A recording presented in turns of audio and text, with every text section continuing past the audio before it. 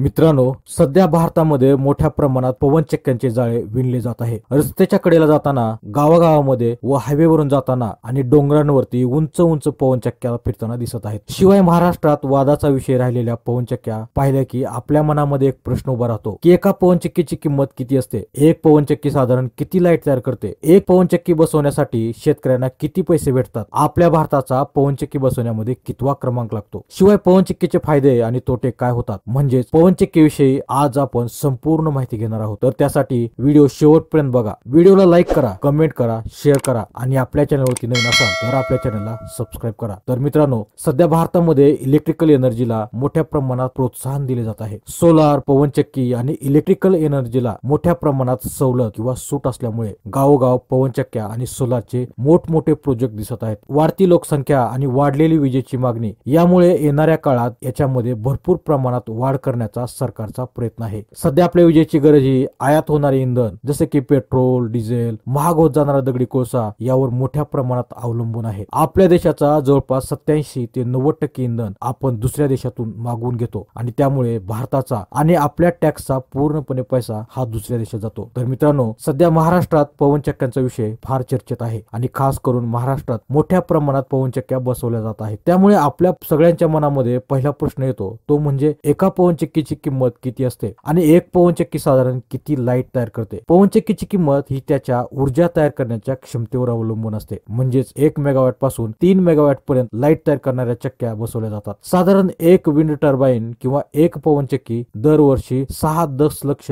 Kilowatt तास वीज निर्माण करू शकते. म्हणजेच कमीत कमी 2000 कुटुंबांना वीज पुरवण्याची क्षमता त्याच्यामध्ये असते. मित्रांनो, साधारणपणे 1 मेगावॅट लाईट तयार करणाऱ्या पवनचक्कीची किंमत सुमारे 6 ते 6.5 कोटी रुपये, तर 2 मेगावॅट टर्बाईनची किंमत अंदाजे 14.50 करोड ते त्याच्यापेक्षा जास्त असते. शिवाय त्यामधील तंत्रज्ञान, रिअल टाइम मॉनिटरिंग करणारी SCAD स्काडा प्रणाली, पवनचक्की पासून लाईट कलेक्ट करणे, ग्रीड लाईनची उपलब्धता, देखभाल करार, शिवाय कोणती कंपनी पुरवठा करत आहे, आपली भारतीय कंपनी आहे की विदेशी आहे, यावरती सर्व खर्च आणि त्या पवनचक्कीची किंमत ही अवलंबून असते. मित्रांनो, त्याचबरोबर घरामध्ये मिळणाऱ्या पवनचक्की अर्धा किलोवॅट ते 10 किलोवॅटची किंमत ही 55,000 पासून सुरू होऊन 5 लाखांपर्यंत असते. म्हणजेच किती किलो वॉट लाईट तयार करतो यावर अवलंबून असते. शिवाय पवनचक्की ही ग्रीन एनर्जीचा उत्तम स्रोत असून त्यापासून कसलेही नुकसान होत नाही किंवा प्रदूषण होत नाही. त्यामुळे जगभरात याची मोठ्या प्रमाणात मागणी होत आहे. मित्रांनो, आता आपण बघूयात की साधारण एका मोठ्या पवनचक्कीची उंची किती असते आणि त्याला जागा किती लागते. भारतातील एका पवनचक्कीची सुमारे 300 फूट ब्लेडसह उंची असते, ज्यात टॉवरची उंची 200 ते 260 फूट असते. तथापि नवीन मोठे मॉडेल आणखी उंचीसह आहेत आणि एक पवनचक्की बसवायला साधारण 1.5 ते 2 एकर जमीन लागते. आणि मित्रांनो, पवनचक्कीची उंची ही त्या क्षेत्रानुसार म्हणजे ते डोंगर आहे, खोली आहे किंवा तिथले जो मैदानी प्रदेश आहे त्यानुसार ठरवली जाते. त्याच्यामुळे पवनचक्कीची उंची ही कमी जास्त प्रमाणात असते. आता बघूयात की पवनचक्की नेमकं काम कशी करते किंवा लाईट कशी निर्माण होते. मित्रांनो, पवनचक्कीचे मटेरियल हे सिंथेटिक मटेरियल असते, त्यामुळे वजन कमी असते. त्याला आतमधून पाहिल्यास बोगद्यासारखा दिसतो. शिवाय आतमध्ये जर तुम्ही पवनचक्कीच्या आतमध्ये पाहिलं तर लाईट,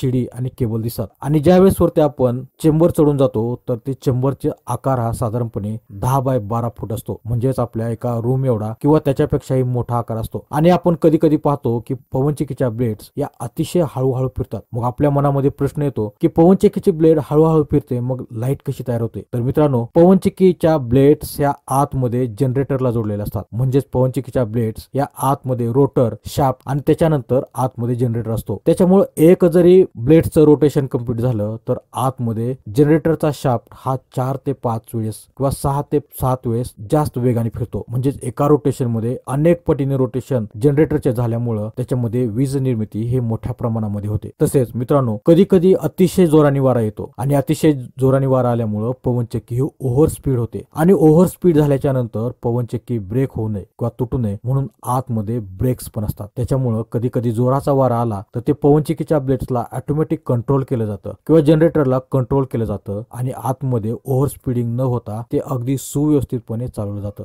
मित्रांनो, पवनचक्कीमध्ये जनरेटर असतात आणि त्या जनरेटरचं कनेक्शन हे खालच्या डीपीला दिलेलं असतं आणि जनरेटर मधून तयार झालेली ऊर्जा ही साधारणपणे डीपी मार्फत जोडलेल्या केबल्सने ही सबस्टेशन पर्यंत पोहोचवली जाते. आणि त्याच्यामुळं आपल्याकडे जी निर्माण होणारी जी ऊर्जा आहे पवनचक्कीमध्ये ती सबस्टेशन मध्ये येते आणि सबस्टेशन मधून तयार झालेली लाईट ही वेगवेगळ्या ठिकाणी म्हणजे कमर्शियल असेल, इंडस्ट्रियल असेल किंवा रेसिडेन्शियल असेल अशा ठिकाणी सप्लाय केला जातो. मित्रांनो, आता बघूयात की साधारण एक पवनचक्की बसवण्यासाठी शेतकऱ्याला किंवा जमीन मालकाला किती महाविजा दिला जातो. आणि आपल्या महाराष्ट्रामध्ये जे राजकारण चालू आहे किंवा जे काही चर्चा चालू आहे त्यामध्ये पवनचक्की बसवणं, इन्स्टॉल करणं याच्यावरून बऱ्याचशा चर्चा रंगत आहेत. तर आपण बघूयात की नेमकं शेतकऱ्याला फायदा होतो किती. एक पवनचक्कीसाठी जमीन भाड्याने देण्यासाठी जमीन मालकाला दरवर्षी प्रति एकर कमीत कमी 30,000 रुपये ते जास्तीत जास्त 6 लाख रुपये दिले जातात. म्हणजेच पवनचक्की बसवण्याचं ठिकाण, तिथं असणारा वाऱ्याचा वेग, जिओग्राफिकल लोकेशन यानुसार पवनचक्की जिथं बसवली जाते त्या मालकाला ही पेमेंट किंवा पैसे ठरवले जातात किंवा त्या भागामध्ये काम करणाऱ्या पवनचक्कीच्या बसवणाऱ्या कॉन्ट्रॅक्टर वरती त्याचं जी किंमत असते ती ठरलेली असते. मित्रांनो, आता बघूयात की भारत हा पवन ऊर्जा निर्मितीमध्ये कितव्या क्रमांकावर आहे. जगामध्ये चायना हा पवन ऊर्जा निर्मितीमध्ये पहिल्या क्रमांकावर आहे. जवळपास 5 लाख मेगावॅट वीज निर्मिती पवनचक्कीद्वारे करतो. म्हणजेच चायना हा अमेरिकेला,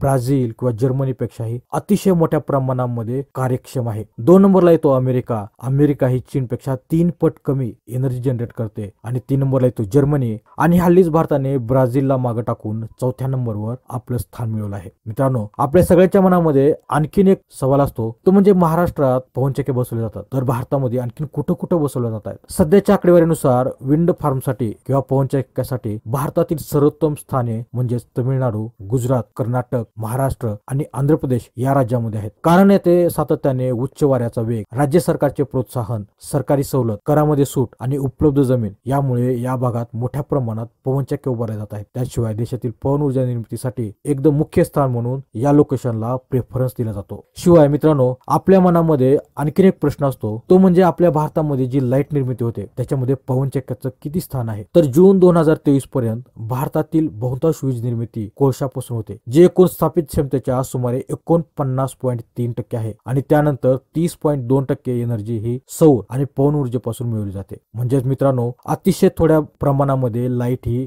जल, आण्विक आणि लिग्नाइट पासून मिळवली जाते. त्याच्यामुळेच भारतामध्ये दिवसेंदिवस पवनचक्की आणि सोलारला मोठ्या प्रमाणात प्रोत्साहन दिले जात आहे. जवळपास आपल्या भारतामध्ये 49% एनर्जी ही कोळशापासून, 30% एनर्जी ही सौर आणि पवन ऊर्जेपासून मिळवली जाते. तर केवळ 11.2% जलविद्युत आणि 6% ही गॅस पासून मिळवली जाते. भारतामध्ये सध्या मोठ्या प्रमाणामध्ये न्यूक्लिअर एनर्जीवरती पण फोकस दिला जात आहे. म्हणजे सध्या भारतामध्ये केवळ 1.6% ही न्यूक्लिअर एनर्जी पासून मिळवली जाते आणि लिग्नाइट पासून जवळपास 1.6% मिळवली जाते. सध्या भारताचं 2030 पर्यंत रिन्युएबल एनर्जी पासून मिळवण्याचं धोरण किंवा जे टार्गेट आहे ते जवळपास 500 गिगावॅट आहे. पण आपण आतापर्यंत केवळ 200 गिगावॅट एवढंच टार्गेट अचीव केलेलं आहे. त्याच्यामुळे जर भारताला 500 गिगावॅट हे जर टार्गेट अचीव करायचं असेल तर मोठ्या प्रमाणामध्ये सोलार असेल, पवन ऊर्जा असेल याच्यावरती मोठ्या प्रमाणात फोकस करावा लागणार आहे. तर मित्रांनो, जर तुम्हाला ही माहिती आवडली असेल तर आपल्या चॅनलला लाईक करा, कमेंट करा आणि ही माहिती सगळ्यांपर्यंत शेअर करा.